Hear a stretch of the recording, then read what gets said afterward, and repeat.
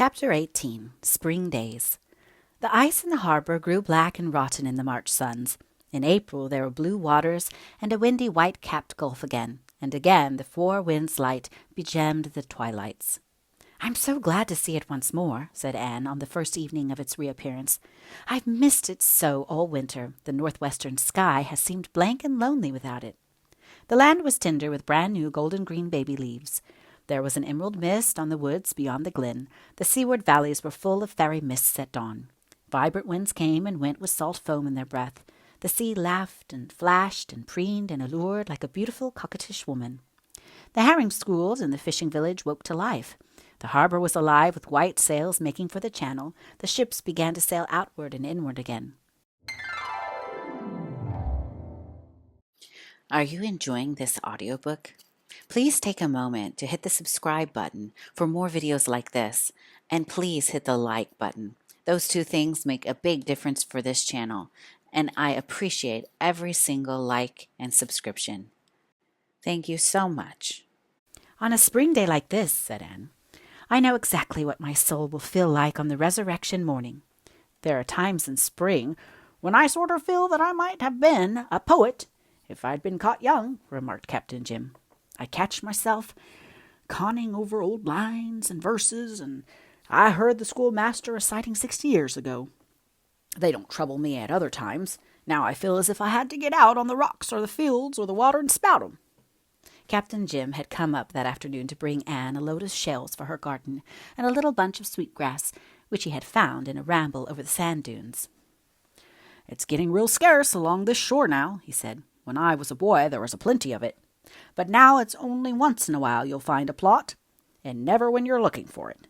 You just have to stumble on it. You're walking along on the sand hills, never thinking of sweetgrass, and all at once the air is full of sweetness, and there's the grass under your feet. I favor the smell of sweetgrass. It always makes me think of my mother." "She was fond of it?" asked Anne. "Not that I knows on. Dunno she ever saw any sweetgrass. No, it's because it has a kind of motherly perfume. Not too young, you understand. Something kind of seasoned and wholesome and dependable, just like a mother. The schoolmaster's bride always kept it among her handkerchiefs. You might put that little bunch among yours, Mistress Blythe. I don't like these boughton scents, but a whiff of sweet grass belongs anywhere a lady does." Anne had not been especially enthusiastic over the idea of surrounding her flower beds with quahog shells. As a decoration, they did not appeal to her on first thought, but she would not have hurt Captain Jim's feelings for anything. So she assumed a virtue she did not at first feel and thanked him heartily. And when Captain Jim had proudly encircled every bed with a rim of the big milk-white shells, Anne found to her surprise that she liked the effect. On a town lawn, or even up at the glen, they would not have been in keeping, but here in the old-fashioned, sea-bound garden of the Little House of Dreams, they belonged. "They do look nice," she said sincerely. "The schoolmaster's bride always had cowhouts round her beds," said Captain Jim. "She was a master hand with flowers. She looked at 'em and touched 'em so, and they grew like mad. Some folks have that knack. I reckon you have it too, Mistress Blythe." "Oh, I don't know. But I love my garden, and I love working in it.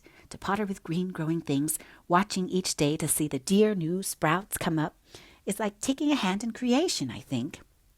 Just now my garden is like faith, the substance of things hoped for. But by the way, "It always amazes me to look at the little wrinkled brown seeds and think of the rainbows in 'em," said Captain Jim. "When I ponder on them seeds, I don't find it nowise hard to believe that we've got souls that'll live in other worlds.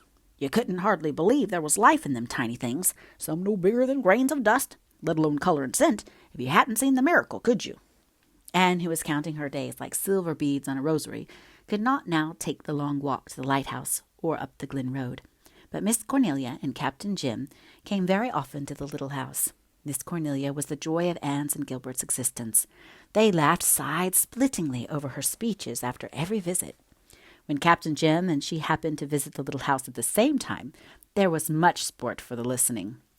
They waged wordy warfare, she attacking, he defending. Anne once reproached the captain for his baiting of Miss Cornelia. "Oh, I do love to set her going, Mistress Blythe," chuckled the unrepentant sinner. "It's the greatest amusement I have in life. That tongue of hers would blister a stone, and you and that young dog of a doctor enjoy listening to her as much as I do." Captain Jim came along another evening to bring Anne some mayflowers. The garden was full of the moist, scented air of a maritime spring evening. There was a milk-white mist on the edge of the sea, with a young moon kissing it, and a silver gladness of stars over the glen. The bell of the church across the harbor was ringing dreamily sweet.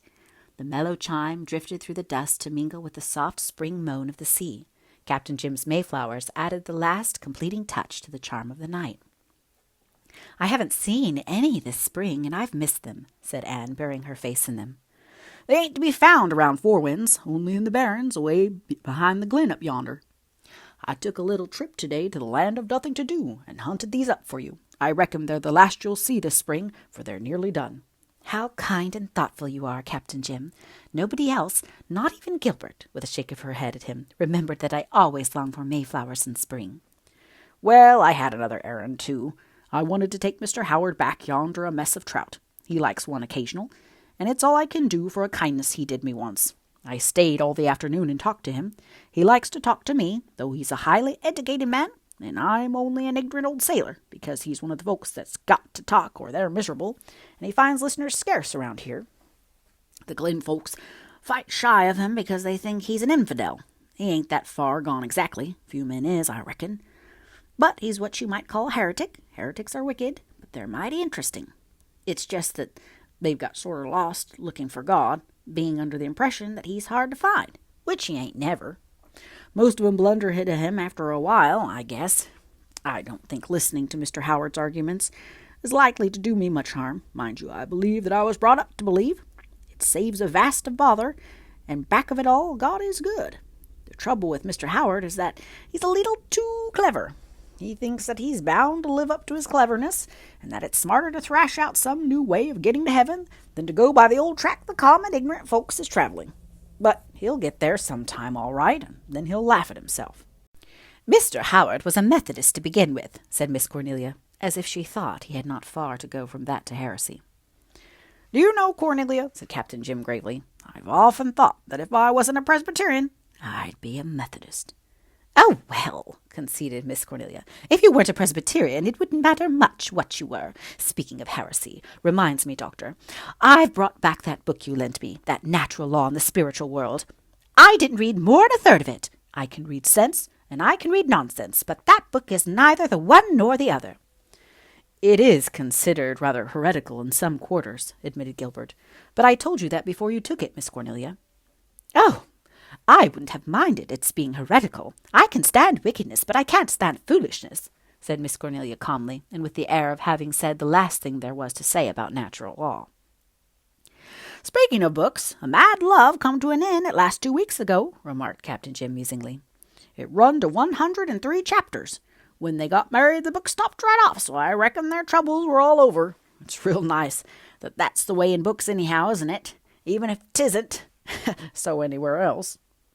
"I never read novels," said Miss Cornelia. "Do you know how Georgie Russell was today, Captain Jim?" "Yes, I called in on my way home to see him. He's getting round all right, but stewing in a broth of trouble as usual, poor man. Of course, he brews up most of it for himself, but I reckon that don't make it any easier to bear." "He's an awful pessimist," said Miss Cornelia. "Well, no, he ain't a pessimist exactly, Cornelia. He only just never finds anything that suits him." "And isn't that a pessimist?" No, a pessimist is one that never expects to find anything to suit him. Georgie ain't got that far yet." "You'd find something good to save the devil himself, Jim Boyd." "Well, you've heard the story of the old lady who said he was persevering, but no, Cornelia, I've nothing good to say of the devil." "Do you believe in him at all?" asked Miss Cornelia seriously. "How can you ask that when you know what a good Presbyterian I am, Cornelia? How could a Presbyterian get along without a devil?" "Do you?" persisted Miss Cornelia. Captain Jim suddenly became grave. "I believe in what I heard a minister once call a mighty and malignant and intelligent power of evil working in the universe," he said solemnly. "I do that, Cornelia. You can call it the devil or the principle of evil or the old scratch or any name you like. It's there, and all the infidels and heretics in the world can't argue it away, any more than they can argue God away. It's there and it's working, but mind you, Cornelia, I believe it's going to get the worst of it in the long run." "I am sure I hope so," said Miss Cornelia none too hopefully. "But speaking of the devil, I am positive that Billy Booth is possessed by him now. Have you heard of Billy's latest performance?" "No, what was that?" He's gone and burned up his wife's new brown broadcloth suit. That she paid $25 for in Charlottetown, because he declares the men looked too admiringly at her when she wore it to church the first time. Wasn't that like a man?" "Mistress Booth is mighty pretty, and brown's her color," said Captain Jim reflectively. "Is that any good reason why he should poke her new suit into the kitchen stove?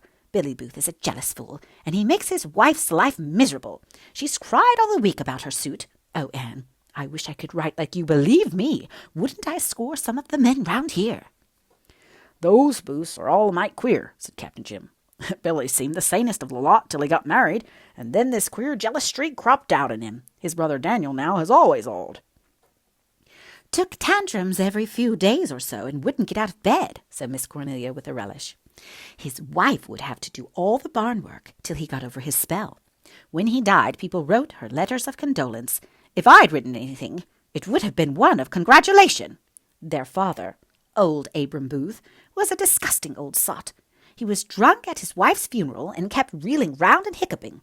'I didn't drink much, but I feel awfully queer.' I gave him a good jab in the back with my umbrella when he came near me, and it sobered him up until they got the casket out of the house. Young Johnny Booth was to have been married yesterday, but he couldn't be because he's gone and got the mumps. Wasn't that like a man?" "How could he help getting the mumps, poor fellow?" "I'd poor fellow him, believe me, if I was Kate Stearns. I don't know how he could help getting the mumps, but I do know the wedding supper was all prepared, and everything will be spoiled before he's well again. Such a waste! He should have had the mumps when he was a boy." Come, Cornelia, don't you think you're a mite unreasonable?" Miss Cornelia disdained to reply, and turned instead to Susan Baker, a grim-faced, kind-hearted, elderly spinster of the Glen, who had been installed as maid-of-all-work at the little house for some weeks. Susan had been up to the Glen to make a sick call and had just returned. "How is poor old Aunt Mandy tonight?" asked Miss Cornelia. Susan sighed. Very poorly, Cornelia. I'm afraid she will soon be in heaven, poor thing." "Oh, surely it's not so bad as that!" exclaimed Miss Cornelia sympathetically. Captain Jim and Gilbert looked at each other. Then they suddenly rose and went out. "There are times," said Captain Jim between spasms, "when it would be a sin not to laugh. Them two excellent women."